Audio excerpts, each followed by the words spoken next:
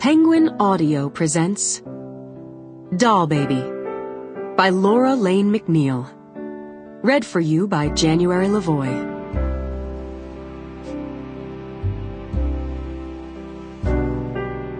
Part 1, 1964.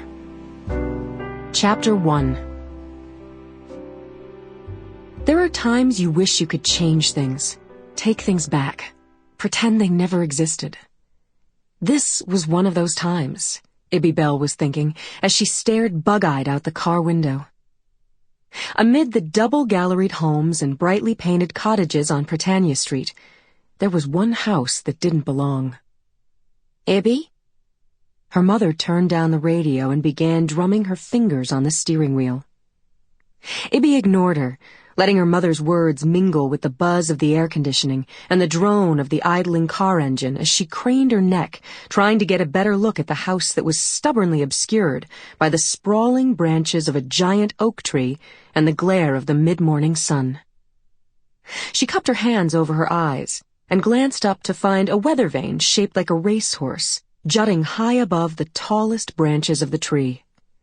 It was flapping to and fro in the tepid air, unable to quite make the total spin around the rusted stake, giving the poor horse the appearance of being tethered there against its will. I know that feeling, Ibby thought. The weather vane was perched atop a long spire attached to a cupola. Ibby's eyes traveled to the second-floor balcony, then down to the front porch, where a pair of rocking chairs and a porch swing swayed gently beside mahogany doors inlaid with glass. Surrounded on all sides by a low iron fence, the house looked like an animal that had outgrown its cage. Her mother had described it as a Queen Anne Victorian monstrosity that should have been bulldozed years ago. Ibby now understood what she meant. The old mansion was suffering from years of neglect. A thick layer of dirt muddied the blue paint, windows were boarded up, and the front yard was so overgrown with wild azaleas and unruly boxwoods that Ibby could barely make out the brick walkway that led up to the house. "Liberty? Are you listening to me?" It was the way Vidrine Bell said Ibby's real name, the way she said Liberty with a clear southern drawl that she usually went to great lengths to hide, that got her attention. Vidrine's face was glistening with sweat despite the air conditioning tousling her well-lacquered hair. She patted the side of her mouth with her finger, trying to salvage the orange lipstick that was seeping into the creases and filling the car with the smell of melted wax. "Damn humidity," Vidrine huffed. "No one should have to live in a place hot enough to fry an egg on the sidewalk."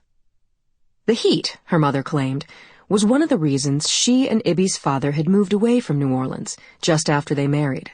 Far, far away, to a little town called Olympia in the state of Washington, where no one had a southern accent, except, on occasion, the Bell family. "Whatever you do, Liberty Bell, don't forget this." Vidrine patted the double-handled brass urn, sitting like a sentinel between them on the front seat. Her mouth curled up at the edges. "Be sure and tell your grandmother it's a present from me." Ibby glanced down at the urn her mother was pushing her way. A week ago, that urn didn't exist. Now she was being told to give it to a grandmother she'd never met. Ibby turned and looked at the house again. She didn't know which was worse, the sneer on her mother's face, or the thought of having to go into that big, ugly house to meet her grandmother for the first time. She eyed her mother, wondering why no one had bothered to mention that she even had a grandmother until a few months ago. She'd learned about it by chance, when on a clear day in March, as her father went to pay for ice cream at the school fair, a faded photograph fell from his wallet and floated wearily to the ground. Ibby picked it up and studied the stone-faced woman in the picture for a moment before her daddy took it from her. "Who is that?" Ibby asked. "Oh." Sample complete. Ready to continue?